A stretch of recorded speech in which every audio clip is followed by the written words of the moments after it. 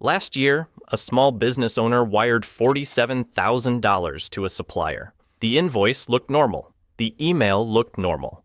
The supplier name was right. The amount wasn't unusual. Nobody questioned it. The supplier never received a cent.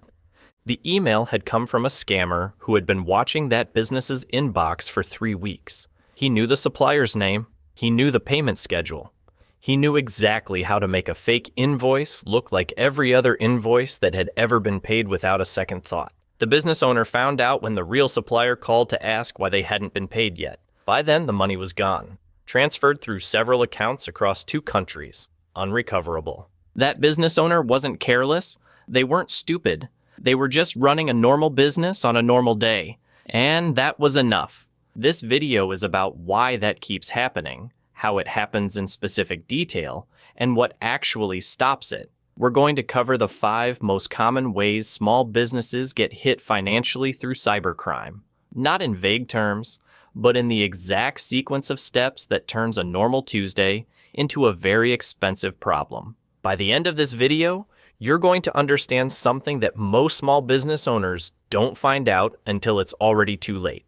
The attacks that cost the most money are rarely sophisticated. They're simple, and they work because nobody explained them first.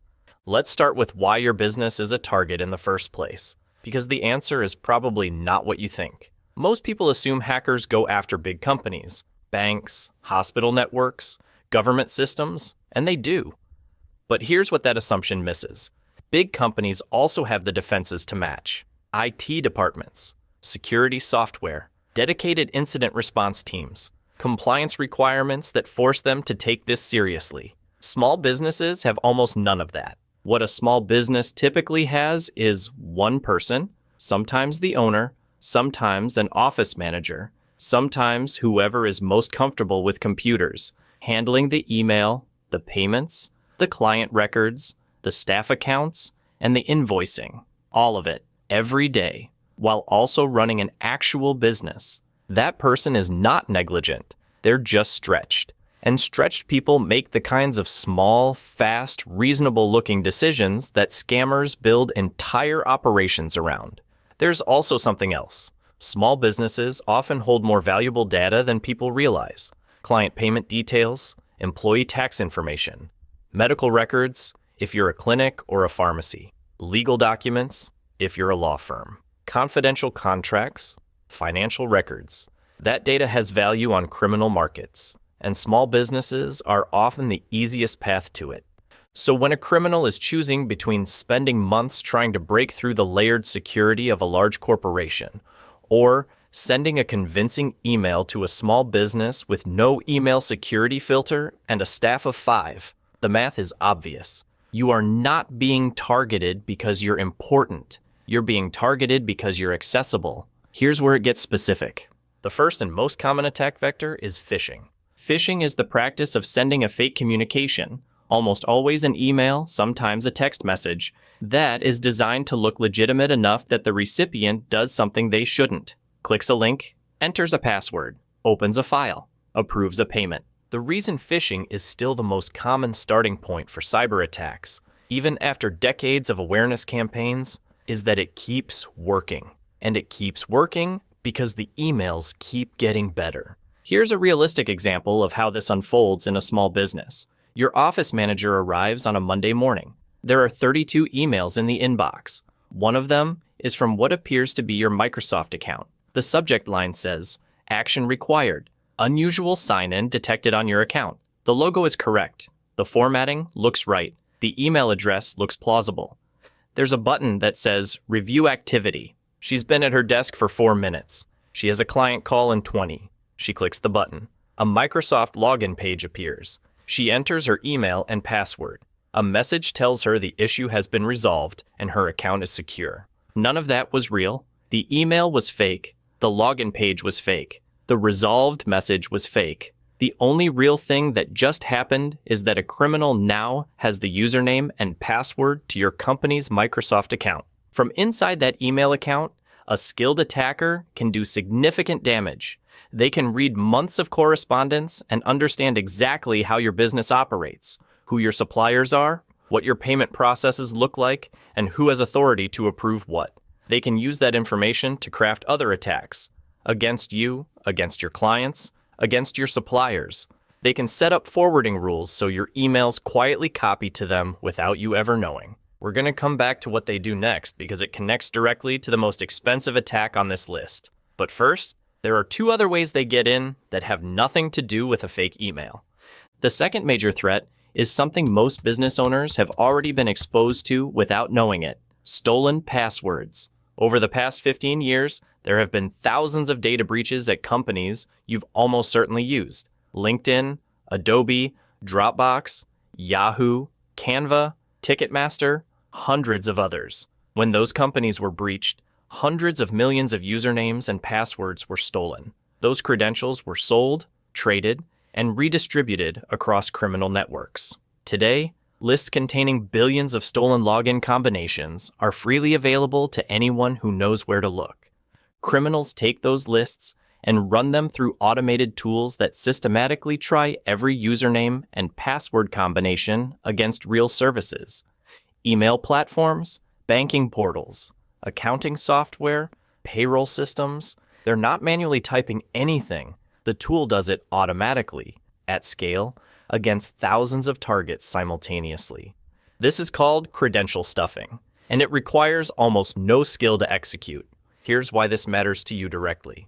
If you have ever used the same password for a business account that you used for any other account on any platform at any point in the past, and that platform was breached, there is a real possibility that someone has already tried that password against your business email or your banking login. If your password was something like the name of your business with a number at the end, a pet's name, a date, or any word that you chose because it was easy to remember, those are also the first passwords automated tools try, because criminals have studied which passwords people actually use. The accounts that get taken over this way are not always immediately drained or destroyed. Sometimes an attacker gets into an email account and simply watches for weeks, building a picture of the business before making their move. Which brings us to the most financially damaging attack on this list.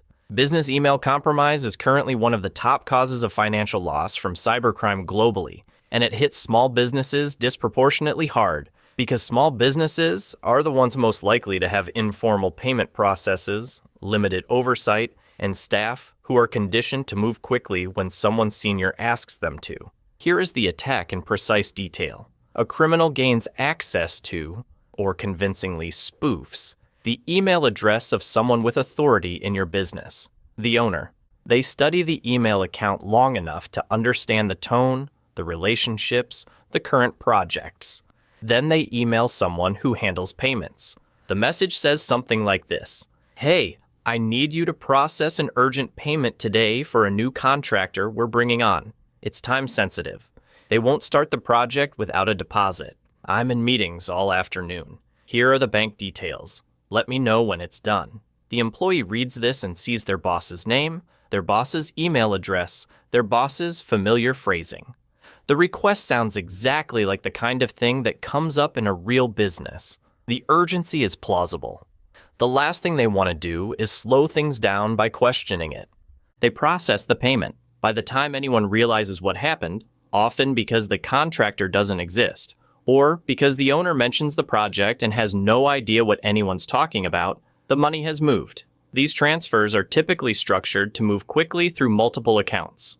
By the time a bank flags it, or a business owner calls to reverse it, the window has usually closed. The average loss from a business email compromise incident is over $50,000. Some are significantly higher. And because the payment was authorized, technically, by someone within the business, insurance claims are complicated and banks often have limited liability. This is the expensive one, and it almost always starts with access to an email account. Now, let's talk about two more attacks that are slightly different in nature, but just as financially dangerous. Ransomware is the one that makes the news most often, and for good reason. Ransomware is malicious software that, once installed on your computer or network, encrypts your files, which means it scrambles them in a way that makes them completely inaccessible without a decryption key that only the attacker holds. Every file, Every client record, every invoice and contract and photo and spreadsheet, locked. You are then presented with a ransom demand. Pay, usually in cryptocurrency, usually within a tight deadline, and you receive the key to unlock your files. Don't pay, and everything stays locked, permanently. Ransomware usually gets in the same way most attacks do, through a phishing email where someone clicks a link or opens an attachment that silently installs the software. You don't know it's there. There are no symptoms. It may sit dormant for days, spreading quietly through your network before it activates, often timed for maximum disruption, like a Friday evening. The ransom itself is sometimes the smallest part of the cost. The bigger costs are the days or weeks of downtime while you try to recover, the IT costs, the lost productivity, the reputational damage if clients find out their data was involved, and the legal costs if a breach triggers notification obligations. For small businesses, the total cost of a ransomware incident regularly runs between $30,000 and $100,000, even when the ransom itself is lower. And then there is fake invoice fraud, which is, in some ways, the simplest attack of all, and one of the hardest to catch because it looks so completely ordinary. A criminal identifies your business and your suppliers, information that is often visible through your website, your social media, or public records. They create a fake invoice that appears to come from one of those real suppliers. The amount is plausible, the format matches, the email address is close to correct, sometimes with a single character different, sometimes using a different domain extension entirely. The invoice arrives in a busy inbox, alongside 15 other things. The person processing payments sees a familiar supplier name, a normal-looking amount, and a standard payment request. They process it. The money goes to an account controlled by the criminal. The real supplier calls weeks later asking why they haven't been paid. That's the moment the business realizes two payments went out for the same invoice. One real, one not. This fraud is extraordinarily hard to catch in the moment because it is designed not to be caught in the moment. It is designed to look exactly like the thousands of legitimate transactions that flow through a small business every year. Now, here is what actually stops all of this. The good news, and there is real good news here, is that the defenses against these attacks are not expensive, not complicated, and do not require any technical knowledge to implement. Every single attack we've covered has a known, proven countermeasure. The problem is usually not that businesses can't protect themselves, it's that nobody told them specifically what to do. The first and highest impact thing you can do is turn on multi-factor authentication on every account that matters. Multi-factor authentication, MFA, means that logging into an account requires two things: your password and a second verification step that only you have access to in the moment, usually a short code sent to your phone or generated by an authentication app. The reason this matters so much is that it breaks the credential stuffing model entirely. Even if a criminal has your correct username and password from a data breach, they cannot get into your account without the second factor. They don't have your phone. They can't generate the code. They move on. MFA doesn't prevent every attack, but it eliminates one of the most common ways attackers gain initial access. And initial access is what enables everything else. No initial access means no email compromise, no sitting in your inbox watching your payment patterns, no business email compromise attack built on months of surveillance. Turn it on for your business email first, then banking, then any software that holds client data, payroll, or financial information. Most of these services offer MFA for free. It takes less than 10 minutes to set up per account. The second fix is a payment verification rule, and this one requires no technology at all. The rule is simple. Any request to send money to a new bank account, change existing payment details, or process an unusual or urgent transfer gets verified by a phone call to a known number before it goes out. Not a reply to the email, not a text, a phone call to a number already in your contacts. This rule kills fake invoice fraud. It kills business email compromise. If your employee had picked up the phone and called you directly before processing that wire transfer, the scammer's entire operation collapses in seconds. You would have said, "I have no idea what you're talking about," and the payment would never have gone out. The reason this rule works so well is that it requires the criminal to do something they cannot do. Impersonate your voice on a live call to a number they didn't provide. Write this rule down. Tell your entire team. Make it explicit that no one will ever be blamed for taking an extra 2 minutes to verify before sending money. The blame and the cost comes from not verifying. The third essential fix is backing up your data regularly, automatically, and to a location separate from your main systems. If ransomware locks your files and you have a recent backup stored in a cloud service that the ransomware can't reach, the attack goes from catastrophic to painful. You lose time recovering. You don't lose your business. If you don't have a backup, your options when ransomware hits are pay the criminal or lose everything. Neither is acceptable. Backups make the ransom irrelevant.